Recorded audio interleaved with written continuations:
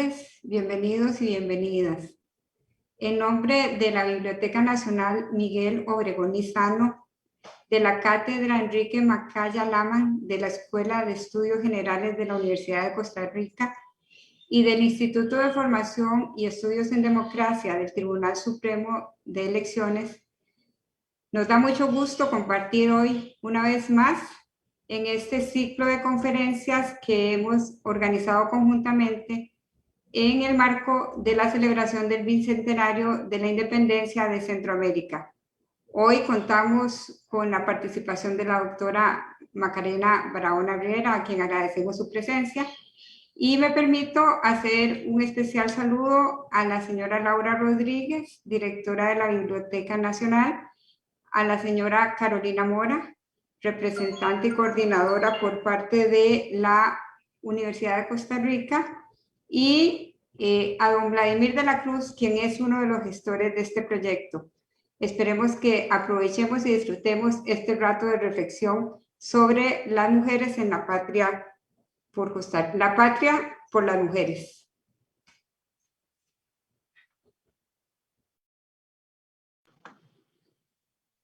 Muy buenas tardes, doctora Macarena Barahona Riera, máster Iliana Aguilar, directora del IFET. Muy buenas tardes a todos los que nos acompañan en esta tarde, en esta conferencia, la número 14ª conferencia del ciclo. Y voy a presentar a la conferencista. Macarena Barahona Riera, socióloga, catedrática universitaria, poeta, actualmente se dedica a la docencia e investigación en temas culturales, políticos y de las humanidades en la Universidad de Costa Rica y es columnista en el medio digital La Revista. Es autora de Las Sufragistas de Costa Rica, publicado por la editorial de la Universidad de Costa Rica en 1994, y de un análisis de la identidad artística del costarricense en la Catedral de San José, un arte de conciencia cósmica. Tesis doctoral de la Universidad de La Salle, 2011. En 2015 publicó con la editorial Costa Rica Nuevos Documentos de 1948, Los Proscritos, y por la misma época la edición de la obra completa de Luis Barahona Jiménez, por la editorial de la Universidad de Costa Rica. También ha escrito diversos ensayos sobre temas literarios, sociales, políticos, históricos, culturales, sobre los derechos políticos de las mujeres en Costa Rica y sobre Rogelio Fernández Güell. Entre sus libros de poesía se pueden mencionar Contraatacando, de la editorial Costa Rica, 1980, Premio Joven Creación, Resistencia, de la editorial Costa Rica, 1989, Atlántico, editorial Guayacán, 1994, TAC-MEU, editorial Andrómeda, 2008, Mesoamérica, editorial BBB, 2014, La Navegante, ediciones Lord Byron, Madrid, 2015, y en 2019, Puerto Poético, de la editorial Inteligencia Colectiva, ganadora del premio Ángela Acuña Brown en 1998 y premio al mejor documental 1999 con las mujeres del 48 sobre la Guerra Civil de Costa Rica. El día de hoy, la doctora Barahona nos presenta la conferencia La Patria por las Mujeres de Costa Rica. Muchas gracias. Le damos la palabra a la doctora Barahona.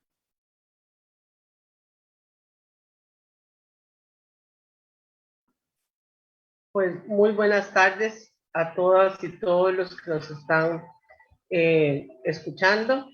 Quiero agradecer la invitación a participar en esta serie de conferencias que se han estado organizando para celebrar el bicentenario. Quiero igualmente saludar y reconocer el trabajo de doña Laura en estas condiciones pues inhóspitas en que estamos sacando adelante nuestras tareas de divulgación y de educación y de cultura. Creo que su alianza y llevar adelante estos proyectos con la Biblioteca Nacional pues han sido realmente invaluables. He trabajado esta conferencia como una crónica. He ido hilvanando historias de mujeres en este relato que voy a compartir. Me mueve un deseo y un afán de visibilizar la participación de las mujeres, buscando a través de diferentes textos, nombres, figuras, que me respondan a esa pregunta que probablemente todas nos hemos hecho en alguna vez cuando éramos niñas: ¿dónde han estado las mujeres en Costa Rica? Porque generalmente la historia se ha enseñado como una historia masculina. Las mujeres tenemos profundas carencias, desde los vacíos jurídicos para protegernos, como las necesidades de igualdad en el campo salarial, de oportunidades políticas, de capacitación para nuevas carreras, de formación para liderazgos, de democratizar la vida privada, así como el gran vacío y silencio cómplice que existe de la mujer en el conocimiento histórico. Nuestra historia aún se enseña como una obra de teatro, de casi en exclusivo protagonistas masculinos.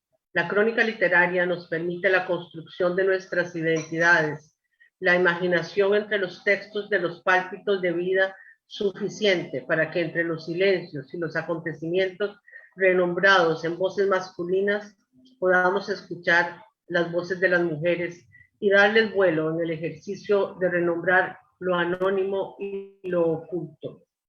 ¿Dónde estuvieron las mujeres en el devenir de la formación de nuestra sociedad? Debemos, por obligación de la memoria olvidada, más que recordar, reconstruir en los pasajes ocultos de nuestra historia a través de los polvosos trajes de los varones, del poder y de la desigualdad, encontrarnos con nuestras antepasadas, las indígenas, las españolas, las criollas, las esclavas, las de la época colonial, las de la independencia, las migrantes, las que fueron conformando el cuerpo y el alma de la mujer costarricense de nuestra patria. Las mujeres en la conquista fueron tratadas como parte de las propiedades de los hombres, en la medida en que proporcionaban beneficios, solucionaban, salvaban y sustituían al hombre en plena eficacia. Los pocos nombres de las mujeres indígenas que nos quedan de nuestra historia local: Dulce G., que fue utilizada por Juan Vázquez de Coronado para vencer a su hermano, el cacique Jororé, y Viriteca, que fue la mujer y guerrera del cacique Garavito, secuestrada también por el capitán Pereira con el fin de vencer al insurrecto Garavito. ¿Qué sabemos de ellas y de tantas otras, las españolas, las africanas, las asiáticas? ¿En qué récord de la historia permanecen ocultas? Hay que nombrar a las mujeres de los conquistadores, como a doña Petronila, esposa de Perafán de Rivera, que desde 1527 le siguió con sus hijos desde Honduras a Nicaragua, y siguiendo el sueño de oro a la fallida conquista de Talamanca, donde perece tras 2 años de búsqueda. Ella y su marido organizaron el procedimiento de repartimientos de indígenas para el esclavismo y explotación de trabajo, institución que continuó por muchos años, diezmando a la población y llegando casi al exterminio. Isabel Juárez de Jiménez y su esposo Pedro de Flores son de los primeros pobladores de Cartago. También hacen expediciones a Talamanca tras el imán del oro. Ella y sus 5 hijas perecen. Inés Álvarez Pereira, esposa de Bartolomé Sánchez, nació en Cartago en 1579. En 1661 dio libertad a sus esclavos antes de morir, y en su testamento en 1654, según Manuel de Jesús Jiménez, dispone que el sitio conocido como Landecho, heredado de su padre, el capitán Antonio Álvarez, lo heredarán por mitades su hijo y su nieta, y dejó a su vez un legado a la bisnieta. La crónica de vida, por ejemplo, de Ana de Cortabarria, nacida en Cartagena, que llega a Cartago en 1634, tocaba el piano, cantaba, sabía leer y escribir, Fue cortejada sin éxito por el gobernador que trató de secuestrarla para lograr un matrimonio que no logró. Su historia nos devuelve en silencio a las víctimas de argucias y violencias contra las mujeres. Así las españolas y sus hijas vivieron con pobreza, trabajo y sumisión, donde las indígenas sufrieron aún más su explotación, violencia y cautiverio. Por ejemplo, el 30 de octubre de 1713 agonizaba el indio Santiago Moya delante del fray Miguel Hernández, que dictó sus últimos deseos. Caballos, bueyes, vacas, novillos, la casa donde moría, 2 solares, 3 platanales, un cañaveral, un trapiche, su ropa y joyas las dejó a sus hijas Luisa y Dominga. Siendo Dios servido de llevarme goce todas las dichas de mis bienes como hijas legítimas. Ante la sorpresa de que la suma total de los bienes ascendía a 500 pesos y 2 reales, el gobernador decidió poner bajo custodia el patrimonio y justificó que las muchachas eran demasiado jóvenes para administrar la hacienda y que los bienes serían devueltos hasta que dichas menores sean habilitadas por la Real Justicia a tomar edad de matrimonio, que entonces le habrá de dar a cada una la parte que le toca. Dominga desapareció de la historia, esclavizada por el gobernador, quien robó la herencia, y Luisa, todavía 12 años más tarde, se resistía a dejarse despojar por españoles de los escombros de la herencia paterna en Ujarrás de Cartago. Estos son los testimonios de nuestras historias femeninas.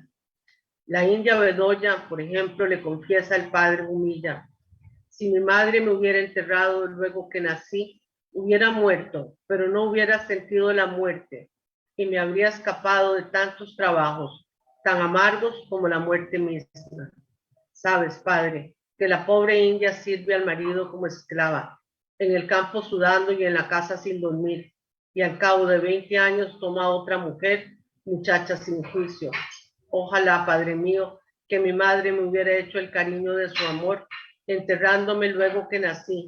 Con eso no tuviera mi corazón tanto sentir, ni mis ojos tanto llorar. Nuestras raíces y lo que hoy conocemos de nuestra sociedad prehispánica muestra una sociedad organizada de tal forma que las mujeres participaban en la vida social y colectiva, asumiendo distintas funciones en la vida de la producción y la reproducción. De los pasajes coloniales, uno de los que sobresale en estas aguas confundidas de nacionalidades del río San Juan es el de Rafaela Herrera y Sotomayor, hija única del lugarteniente que custodiaba el castillo de la Purísima Concepción. A sus 15 años, en ausencia del padre y habiendo sido instruida por su padre en el manejo de las armas del fuerte, logró, con excepcionales argucias, defender el fuerte de los embates de los ingleses en el año de 1762, en la crónica recogida por Ricardo Fernández Guardia. Indias, españolas, esclavas africanas, criollas, mestizas, olvidadas, anónimas, duermen y esperan aún las mujeres. Deben tener presente las señoras mujeres el número y calidad de deberes que han contraído al nacer para saber cómo los han de satisfacer. El sabio investiga sus principios y la mujer debe limitarse a saber sus consecuencias. Se escribe en 1833 en el periódico noticioso Universal sobre la educación de las mujeres. Aunque las mujeres eran consideradas sin derechos de ciudadanas, sin educación, sin libertades políticas, ellas siempre se comprendieron a sí mismas como verdaderas ciudadanas. Habiendo arrancado la época del oro del café, el famoso Puente de las Damas que cruza el río Jesús María, que aún podemos contemplar de cal y canto, fue organizado por un grupo de mujeres, unas viudas, solteras, pero todas de alguna manera relacionadas directamente con la producción cafetalera. Es a ellas a quien se debe el mejoramiento de las vías de comunicación al puerto de Punta Arenas para la exportación del café. Se organizó una cruzada de mujeres cafetaleras cuando se comenzaba la exportación del café a Chile o Inglaterra por Punta Arenas. El viaje desde el interior hasta el puerto, en lentas filas de carretas, se tropezaba con un río caudaloso, el temible río Jesús María. En sus márgenes las carretas se hundían, muchas se volcaban, otras se perdían en las crecidas. De la cruzada se recogieron muchos fondos, de ahorros, de ventas de cosas atractivas que se guardaban en las casas, y todo ese dinero reunido se invirtió en la construcción del puente sobre el río Jesús María. En 1844 se inauguró la obra, las carretas llenas de café pasaron airosas sobre el bello arco de mampostería. Las mujeres costarricenses habían salvado la economía nacional de esos años de pobreza, y el puente elegante y sobrio, con la elegancia y la sobriedad que lucen las cosas útiles que se hacen con el esfuerzo colectivo, llevó para siempre el nombre de Puente de Damas. Las voces de las mujeres comienzan a ser registradas por la historia, justamente cuando asumen funciones menos silenciosas que la vida doméstica encerrada en las paredes de las casas. En la invasión que sufrió Centroamérica por las fuerzas de William Walker en 1856, la respuesta nacional en pro de la liberación fue protagonizada también por las mujeres que intervinieron organizándose en recolectas de fondos en todo el territorio nacional, como es el caso de doña Inés Aguilar, doña Anacleto Ernesto y doña Guadalupe Mora, que también organizó el recibimiento de las tropas de Cartago que venían de luchar contra los filibusteros. Otra faceta del compromiso femenino es en esa violenta etapa de la defensa de la soberanía nacional que ha trascendido en la memoria popular y nacional el nombre de Francisca Carrasco, que ha logrado resumir el papel de las soldaderas que acompañaron a las tropas costarricenses en esa gesta, las que además de lavar, cocinar y atender a los enfermos y ser secretaria del general Mora, empuñaron los fusiles con la valentía, la pasión e inteligencia de la juventud del pueblo, y será recordada siempre por su arrojo en la batalla del 11 de abril de la ciudad de Rivas. Combatiendo, logra recuperar el cañón que era logísticamente importante para el ataque y la defensa de las tropas costarricenses, de manos de los filibusteros estadounidenses dirigidos por William Walker. Las mujeres combatieron en condiciones de equipo, trascendiendo a otro tipo de participación social desconocida para la sociedad costarricense. Los corridos de la época, así como otras manifestaciones artísticas y culturales, visibilizan el rostro de las mujeres destacadas en oficios no tradicionales. El general Tomás Guardia nunca se imaginó que un regalo de cumpleaños revolucionara a tal magnitud la legislación costarricense. En 1874, cuando al preguntar a su esposa Emilia Solórzano qué tipo de regalo de cumpleaños se le antojaba, ella, con la mayor dulzura, le pidió que proscribiera del país la pena de muerte, y gracias a un capricho femenino se declara inviolable la vida humana, mucho antes de que en otros países catalogados como más cultos del planeta, según la crónica de Ángela Acuña Brown. La Constitución de 1871 cambia sustancialmente el clima político. Plantea que el acceso al poder se lleve a cabo por la vía del sufragio, se crean partidos políticos, y es en la lucha electoral de 1890 donde se enfrentan por primera vez dos partidos políticos, el liberal progresista y el constitucional demócrata. Por vía del sufragio y ante la presión popular del pueblo en armas, el presidente José Joaquín Rodríguez llega al poder solicitando la reforma en la legislación que permite acceder al voto femenino. En su discurso al Congreso de la República el 4 de junio de 1890, José Joaquín Rodríguez dice: esta importante y simpática mitad del género humano, que por tanto tiempo ha estado desheredada de los beneficios de la civilización en punto a derechos políticos, dotada de iguales facultades y sentimientos que el hombre, ha demostrado más de una vez iguales y no superiores actitudes. La historia nos presenta no pocas heroínas. A partir del inicio del siglo XX, por los avances del movimiento feminista internacional, la incorporación de la mujer a distintas actividades laborales, la posibilidad de la educación, que desde 1858 es obligatoria para ambos sexos, el nivel de educación primaria, la fundación del Colegio de Señoritas en 1888, va permitiendo cambios en la valorización de los recursos sobre lo que debe ser la mujer y el concepto de modernidad y futuro que impera en las discusiones sobre el deber ser de las mujeres. Se señala esta época como desarrollo económico y social, de progreso material y cultural, en donde la sociedad en su conjunto fue transformándose. De 1890 a 1912 se duplicó la población del Valle Central.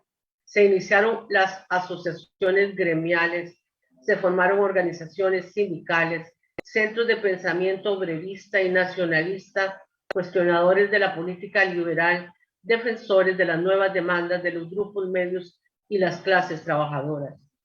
Circulan nuevos periódicos con planteamientos sociales: El Grito del Pueblo, La Hoja Obrera, La Aurora Social, Orden Social, El Trabajo.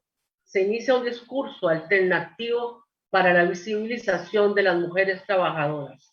Por ejemplo, si la mujer se instruye, comprendería que cuando un obrero hablara de la transformación social, no delira. Lo hace plenamente convencido que tarde o temprano va a realizarse y sabría que es deber suyo el estar asociada para cooperar en esta gran obra. Las mujeres en la lucha contra la dictadura de Federico Tinoco Granados. El gobierno de Alfredo González Flores subió al poder en 1914, no como resultado de una elección popular, sino de un artificio parlamentario. Fue en 1917 derrocado por su ministro de guerra, Federico Tinoco Granados. Flores fue vencido cuando ya no contaba con ningún grupo, ni partido, ni clase social que lo apoyara, pues sus reformas económicas y tributarias lo enfrentaron a los hasta entonces protegidos intereses de la clase dominante, y no supo movilizar a su favor el apoyo de los sectores populares que permanecieron al margen del levantamiento militar y el golpe de Estado. La época del gobierno de la dictadura de Tinoco fue caracterizada por la limitación de las libertades ciudadanas. Fue amordazada la prensa, el periódico oficial, la información, la represión, el exilio, la desaparición y la muerte de sus opositores durante este dictatorial periodo. La presión social fue en aumento. Los sectores sociales organizados demandaban control a la especulación y aumento de salarios. Los maestros fueron de los más afectados. Se les pagaba con tercerillas. Les daban un giro por las 2/3 partes del sueldo y por la restante un vale que no expresaba la fecha en la que podía ser efectivo. Los amigos del gobierno compraban estos vales hasta con un 50% de descuento y lo cambiaban en el Banco Interamericano de Costa Rica. En esta circunstancia no cabe duda que fueron las maestras y los maestros los primeros en derrocar la dictadura. Ante amenazas de reorganización, despido y supresión de plazas de los maestros, los estudiantes y el pueblo se unen en jornadas para derrocar el gobierno. La mañana del 12 de junio de 1919, la estudiante Fresia Brenes arengaba a las multitudes estudiantiles en el kiosco del Parque Morazán. Intervino la policía golpeando y agrediendo.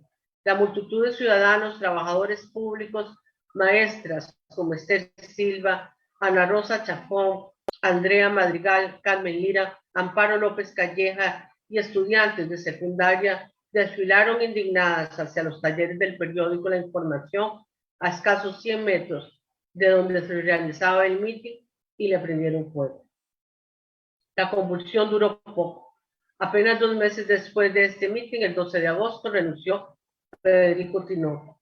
La enérgica participación de las mujeres en los últimos sucesos hizo posible una vez más que un presidente como Julio Acosta en su discurso presidencial pidiera el voto para las mujeres. En los últimos acontecimientos políticos del país, dice en su discurso, ellas tuvieron acción predominante y su arrojo, efecto de su nobleza moral y de su noble espíritu de sacrificio, dio ejemplo de cívica energía a los hombres que nunca podemos olvidar. Dio ejemplo, no hace falta la cooperación de la mujer en las tareas de la vida pública, que vengan las mujeres a avivar la llama que se apaga del más sagrado de los deberes populares, más legítimas dueñas de ese derecho de votar.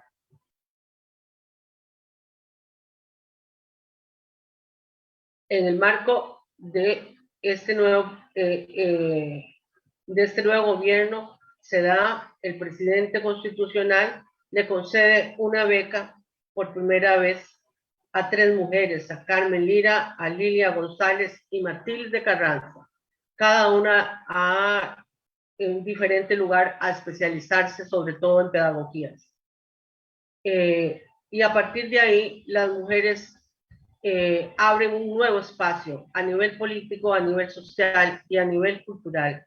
La Liga Feminista se funda el 12 de octubre de 1923, promovida por un grupo de mujeres dedicadas en su mayoría al magisterio, y va a ser la organización sufragista que mantendrá viva esta consigna, desarrollando campañas en pro del voto y solicitando y exigiendo la discusión del tema en el seno del Congreso Nacional de la República, formando discusión a nivel nacional en los periódicos, en las revistas y semanarios de la época, como ante líderes de los diferentes partidos políticos y con sectores profesionales y del magisterio. Una de las primeras luchas feministas que lideró la Liga Feminista de Costa Rica fue planteada al Congreso en 1924. La sección de varones del magisterio había presentado un proyecto de ley tendiente a obtener aumento salarial exclusivamente para los hombres. La Liga Feminista organizó una activa campaña en todo el país para defender los intereses de las maestras. El Congreso recibió telegramas en contra del proyecto de todas las escuelas de la República. La lucha tuvo sus frutos al ser retirada la propuesta gracias a la campaña emprendida por Ana Rosa Chacón, Ángela Cuña, Esther de Meselville, Pilar y Vitalia Madrigal y las 1.305 maestras que se opusieron al proyecto presentado por los 344 varones. La oposición al voto femenino y a concederle los derechos políticos fue intensa y negativa. El conservadurismo, el cálculo político y el machismo acervado de la élite política fueron los responsables de esta desigualdad e injusticia. Costa Rica fue uno de los últimos países en América en reconocer la igualdad de la mujer. 26 años de lucha organizada y dirigida por la Liga Feminista hicieron posible finalmente la ciudadanía política. Debemos conocer las historias de aquellas mujeres costarricenses que en 1927 se debatían entre la realidad de asumir la jefatura de hogar y la percepción social. De cada 100 familias del distrito de Catedral del Cantón Central de San José, 30 eran jefadas por mujeres, cuya condición real por afrontar era la viudez, las madres solteras, las divorciadas, las separadas o las de las mismas casadas. El 22 de septiembre podemos leer en el periódico La Iglesia Católica, la hojita parroquial, la siguiente editorial. Muy de sospechar es que el motivo que las mueve a dejar las faenas domésticas por las del taller, la oficina o la fábrica no es tanto la necesidad como las ansias del hombrear y libertarse del yugo suavísimo de la naturaleza misma, o mejor diremos, el mismo Dios sapientísimo les impuso. El trabajo de la mujer se inicia en sus obligaciones domésticas. Paulatinamente, además de ello, la mujer ha tenido que ir incorporándose a distintos campos productivos. Hablamos de trabajo remunerado, que le ha significado mayor desarrollo en lo educativo, en lo profesional y en la especialización de diferentes oficios, todos en áreas considerados tradicionalmente femeninas. El acceso de la mujer a la educación, a nuevos empleos, no ha significado más igualdad en los campos de la política y de la riqueza económica. La mujer aumenta la riqueza de la sociedad asumiendo su doble condición de trabajadora y madre y permaneciendo excluida de las principales estructuras de poder y prestigio. La cada vez mayor participación femenina en la estructura productiva no ha significado ningún cambio sustantivo en sus responsabilidades domésticas. La sociedad ha permanecido inmune al cambio de las mujeres con sus nuevas obligaciones económicas. La falta de solidaridad masculina ha traído como consecuencia el aumento de las madres jefas de hogar, la agresión familiar, los femicidios, el aumento de nacimientos de hijos sin padre y el riesgo de la maternidad adolescente. En 1912, la joven herediana Lita Chaverri fuerza las puertas de la Escuela de Farmacia y se le admite como alumna, convirtiéndose en 1917 en la primera licenciada en farmacia. A principios de siglo se creó la Escuela de Obstetricia y en 1917 la de Enfermería. No es sino hasta 1942, con la reorganización de la Universidad de Costa Rica, que se posibilita el pleno acceso de las mujeres a la educación superior, abriendo nuevos caminos para las siguientes generaciones. A medida que cambian las condiciones de la estructura productiva del país, en esa medida aumentaron las necesidades de mano de obra femenina calificada para las nuevas tareas. Es así como se crean escuelas vocacionales buscando especialización que satisfaga las demandas del mercado y las necesidades de los grupos sociales medios, donde comenzó a ser urgente el aporte económico de las mujeres. Hacia finales del siglo XIX, los talleres, las pequeñas fábricas y las empresas transnacionales comenzaron a demandar el trabajo de las mujeres en los más diversos oficios: telegrafistas, cigarreras, pureras, costureras. Siendo la sociedad costarricense una sociedad históricamente agraria, el trabajo de la mujer campesina ha estado oculto en los datos de la productividad en el agro. La mujer campesina ha trabajado en las plantaciones, en el cultivo, en la recolecta, en las granjas, en las porquerizas, con el ganado y con sus huertas. En el presente, la mano de obra femenina de las grandes plantaciones agroindustriales es de vital importancia. La incorporación de la mujer en el proceso productivo en circunstancias de la intensificación de actividades económicas en el campo y en la ciudad constituyen uno de los factores desencadenantes, junto al aumento de la participación femenina en la educación media y superior, del cuestionamiento de las tradicionales funciones del hogar. La mujer costarricense ganó la fábrica, el almacén, la oficina, el consultorio y otro lugar de trabajo de predominio urbano. Allí comenzó a resocializarse y a incursionar en el mundo de la política, la cultura, el deporte, las organizaciones populares, otrora de consumo exclusivamente masculino, o de muy pocas mujeres pioneras que habían logrado trasponer las barreras de las tradiciones. Mientras se daba una mayor incorporación de mujeres en nuevos trabajos, esto no se reflejaba en una participación y representación de las organizaciones gremiales, sindicales y políticas. La ausencia femenina en las organizaciones propició que se debilitara la lucha por reivindicaciones específicas en el ámbito de la salud, la maternidad, la igualdad de salarios y aquellas que tuvieran que ver con la legislación social. Es de recordar el accidente laboral por falta de seguridad en una fábrica de pólvora, donde perdieron la vida 4 obreras: María Aurelia Bolaños, Elvira Soto, Ismaela Vázquez y Anita Amayo en 1912. La primera vez que se celebró en nuestro país, el 1 de mayo de 1913, entre las actividades realizadas después de la concentración, se hizo un homenaje en el cementerio obrero a estas trabajadoras fallecidas en la explosión meses antes, organizado por las mismas mujeres trabajadoras, poniendo de manifiesto el problema de los accidentes laborales y la falta de legislación tendiente a proteger a las mujeres trabajadoras.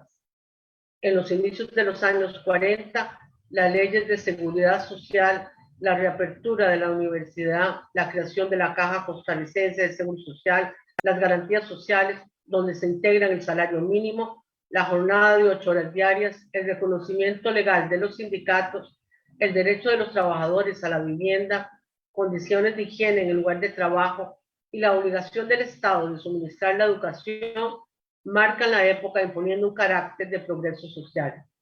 El impacto del código fue tan fuerte que nuevos aires de movilización social abrieron, de hecho, nuevos espacios de participación femenina.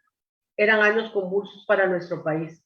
Los 40 marcaron diferencias políticas y sociales para los hombres y las mujeres, culminando esta época en la Guerra Civil de 1948. El 1 de julio de 1943, más de 500 mujeres se reunieron y suscribieron una carta de protesta al señor general de espectáculos por la representación anunciada de la refugia candidata. El estreno era para el viernes 2 de julio. Y ese mismo día apareció en la prensa. Se prohíbe la obra. Se tomó la decisión para sentar el precedente del uso de nombres propios en piezas satíricas, particularmente tratándose de mujeres. Y aparecen los nombres de las mujeres de la Liga Feminista en una nueva lucha, en la que se hacía un llamamiento para que no se diera esa función de teatro en la cual se ridiculiza la noble aspiración de adquirir el derecho al sufragio. Las mujeres participaron activamente en el Partido Comunista, defendiendo las conquistas sociales en defensa del Partido Republicano Nacional y en la oposición de ese entonces. María Isabel Carvajal, Emilia Prieto, Alicia Albertazzi, Corina Rodríguez, María Alfaro, Luisa González, Pilar Bolaños sufrieron el exilio, la represión y la cárcel. Fueron despedidas de sus puestos de la administración pública por razones de persecución política con la Junta Militar liderada por José Figueres Ferrer. Las mujeres que se organizaron conjuntamente a la oposición del Partido Republicano, liderada por Otilio Ulate y José Figueres, el 2 de agosto de 1947, desfilaron en el centro de la ciudad Emma Gamboa, María Teresa Obregón, María Payés, Aurelia Pinto, Rosario Brenes. Aglutinan un sector femenino de estudiantes, maestras y amas de casa en oposición a una reforma electoral, culminando la concentración frente a la entonces Casa Presidencial en el Parque Nacional. Mientras se realizaban las negociaciones y en horas de la noche, fueron dispersadas con agua por la policía, desatándose el pánico al abrirse una balacera desde el antiguo colegio Nuestra Señora de Sion, y otra manifestación fue organizada por las mujeres del Partido Republicano el 15 de agosto, el Día de la Madre.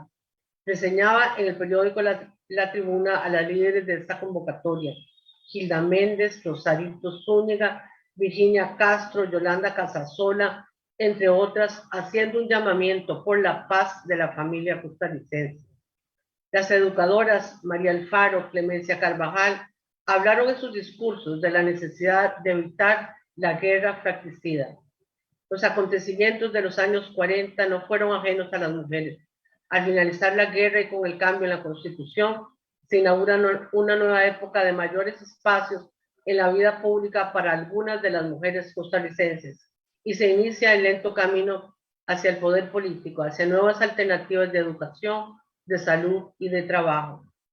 En la década de los años 50 destacan escritoras y artistas como Ángela Pacheco, Yolanda Viamuno, Eunice Odios, Ninfa Santos, Carlota Brenes, Lilia Ramos, Carmen Naranjo, Adela Ferreto, pintoras como Margarita Bertó, Floria Pinto, Lola Fernández, Dinora Volandi, Sonia Romero, escritoras como Emilia Prieto, actrices como Carmen Granado, Ana Poltronieri, cantantes como Julita Cortés, Chabela Vargas, Albertina Moya, Cecilia Mitchell, actrices y escritoras, poetas como Virginia Grutter, Kikiko Moreno, Heide Leff, abren nuevos espacios para el desarrollo de la creatividad y la cultura de las mujeres en beneficio del conjunto de la sociedad.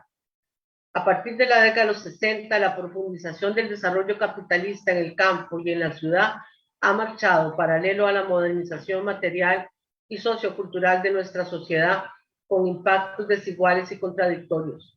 Este proceso altera la participación de la mujer, que se encuentra mediatizada por una serie de realidades y tradiciones culturales y familiares. El avance en la técnica y en la ciencia, en las comunicaciones, en la utilización de la mujer como centro de campañas publicitarias, como también los cambios en las políticas sobre salud reproductiva, con la revolución que trajo en el comportamiento sexual de las mujeres, el control de la natalidad y aunado a esto los nuevos valores culturales en relación con la vida privada, posibilitó a las mujeres el acceso a la información sobre sus vidas y necesidades, abriendo posibilidades de resolver y luchar por satisfacer la defensa de los derechos de las mujeres. Las mujeres se visibilizan más, concentran poder político, como por ejemplo Matilde Marín, de las primeras regidoras de la ciudad de San José del Partido Liberación Nacional, o Estela Quesada, o Telma Kurling, también del Partido Liberación, o desde el magisterio, como desde el magisterio fue llamada por la papeleta del Partido Liberación la primera vicepresidenta en 1985, Victoria Garrón. Las siguientes generaciones tuvieron un camino más libre. Se plantea las diferencias por los orígenes sociales, por la provincia, por las exclusiones de las afrodescendientes y los pueblos indígenas. Las mujeres del siglo XX caminan deprisa en las rutas del poder político. Las diputadas, funcionarias públicas en puestos de gobierno, en los campos del derecho, de la medicina, ingenierías, tecnologías, ciencia, deporte y aún más en las artes y en la cultura. Las líderes sociales desde los movimientos de izquierda se hacen visibles en luchas por la libertad política, en solidaridad con huelgas de trabajadores, con mejoramientos en las condiciones de vida, con el Magisterio Nacional, con diversos sectores de empleados públicos, como las de las organizaciones de la salud pública, en defensa del presupuesto para las universidades públicas, de solidaridad con los pueblos centroamericanos en guerras civiles, en los movimientos como las manifestaciones en contra de Alcoa, del combo del ICE, contra el TLC, en defensa del sistema de pensiones y en contra de las reformas fiscales. En las comunidades indígenas surgen liderazgos importantes en defensa de las tierras de los territorios ancestrales y en contra de los megaproyectos de explotaciones hidroeléctricas como el Diquis-Tiquis. A fin del siglo XX, las nuevas generaciones cubren espacios sociales de resistencia y nuevas luchas contra la discriminación, el racismo, la violencia de género, las oportunidades de empleo, la xenofobia y por la construcción de la formación política de la igualdad social.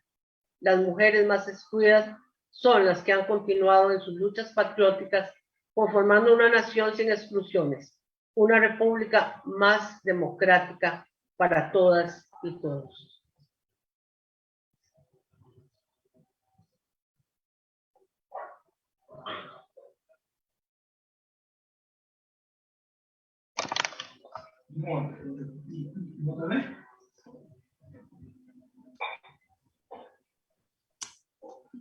Muchas gracias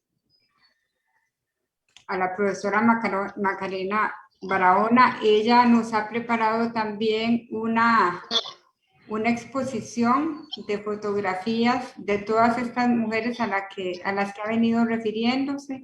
Entonces, de seguido vamos a compartir esta breve exposición que ella nos ha preparado.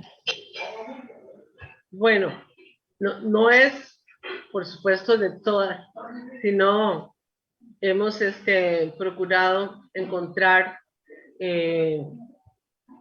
imágenes de algunas de estas mujeres que he presentado. Un dibujo de doña Rafaela Herrera Sotomayor, la referencia de Manuela Escalante, que bien puede decirse que es la primera feminista costarricense, doña Inés Aguilar, doña Francisca Carrasco, doña Emilia Solórzano, Amparo López Calleja, Ana Rosa Chacón, Sara Casal, María Isabel Carvajal, Fresia Brenes, Matilde Carranza, Lilia González, Corina Rodríguez, Ángela Cuña, Esther de Meservil, Vitalia Madrigal, Lita Chaverri, Emilia Prieto, Luisa González, Alicia Albertazzi, Emma Gamboa, María Teresa Obregón, Clemencia Valerín, Ángela Pacheco, Yolanda Oriamuno,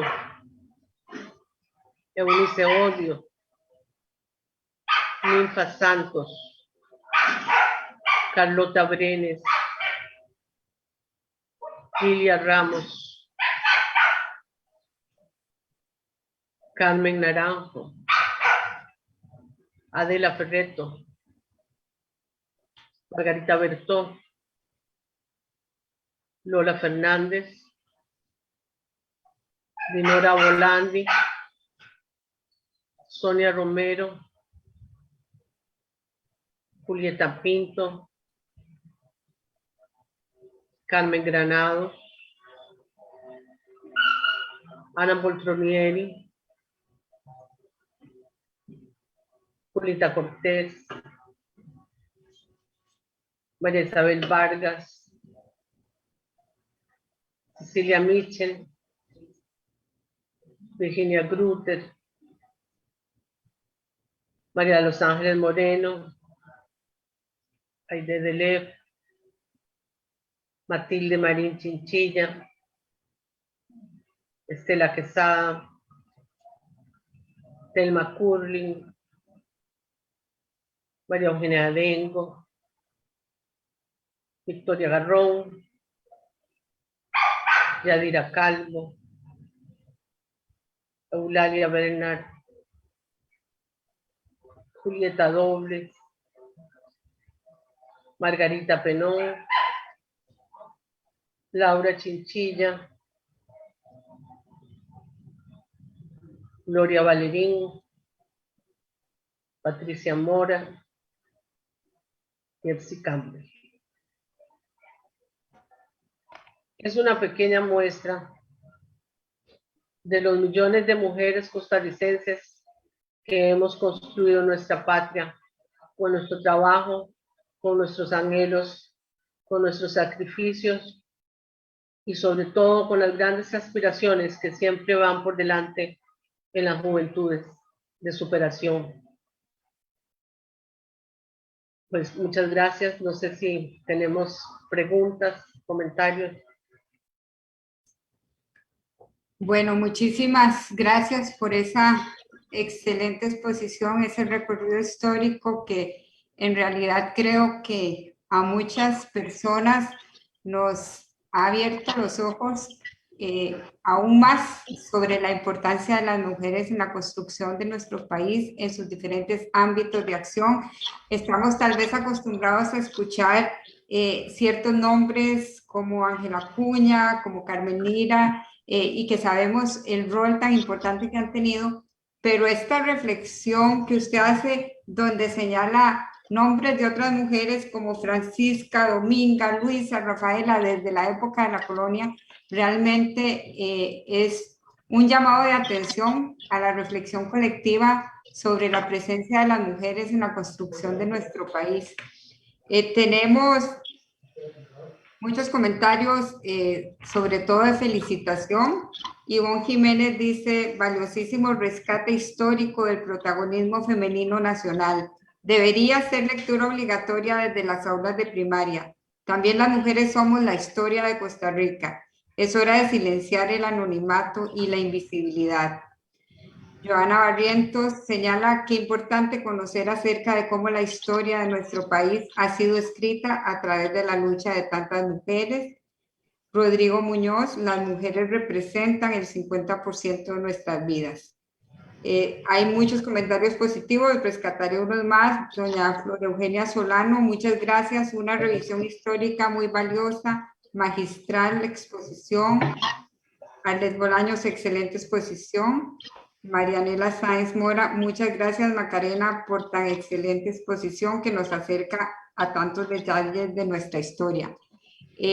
Todos los comentarios son en ese sentido, no hay consultas específicas, sin embargo, quisiera plantearle yo como a modo de reflexión final, que después de este recorrido histórico y de ver todo el aporte de diferentes generaciones de mujeres, tal vez que usted nos haga un cierre sobre las brechas que aún existen, cuáles son los retos que tenemos las mujeres en Costa Rica. Y quisiera señalar que la exposición de la profesora Macarena no es casual que fuera en esta fecha, es esta actividad, aparte de estar en el marco del Camino al Bicentenario, pues también se planeó en esta fecha con ocasión del Día Internacional de la Mujer que se conmemoró el día de ayer. Entonces, profesora, tal vez usted nos hiciera un cierre de cara a los retos actuales, ¿cómo lo ve usted después de conocer tanta de la historia de nuestras mujeres?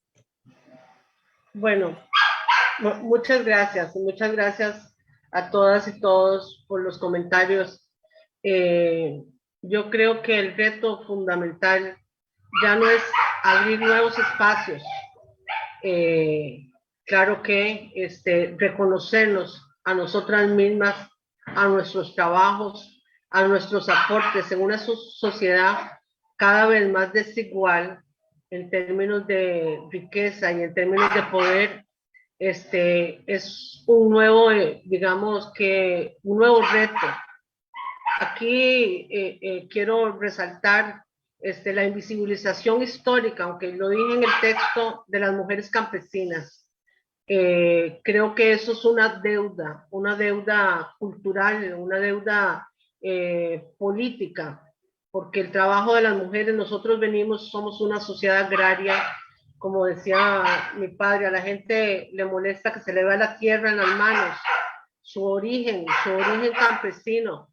El ser campesino creo que es lo más importante de esta sociedad porque ese es nuestro patrimonio y nuestro patrimonio de identidad colectiva.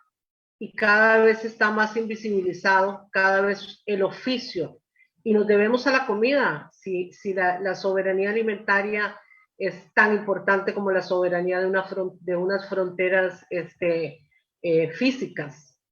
Ese empoderamiento que ve uno del trabajo de la mujer campesina es también un empoderamiento de conciencia, de conciencia y de riqueza. Eso es lo que nos falta, yo creo. Ese es el reto de las mujeres costarricenses, empoderarnos a nosotras mismas, ser conscientes de nuestro poder, pero también ser solidarias para que las luchas contra el patriarcado, contra la violencia, contra las desigualdades puedan ser una lucha colectiva. Esto no es una lucha individual, de que unas sobresalen y otras sobresalen por acá y la famosa y la menos famosa. Es una lucha colectiva, humildemente colectiva, generosamente colectiva entre las mujeres. Esa es mi reflexión. Bueno, muy agradecidas de verdad por su participación, por este recorrido histórico que nos ha compartido. Muy agradecida por toda la información recabada y compartida con todas las personas que estamos participando. Un saludo de nuevo a doña Laura, a doña Carolina, a don Vladimir y a todas las personas que se conectaron. Esperamos verlos el próximo mes en la siguiente actividad y muy buenas tardes para todos y para todas. Muchas gracias, doña Macarena.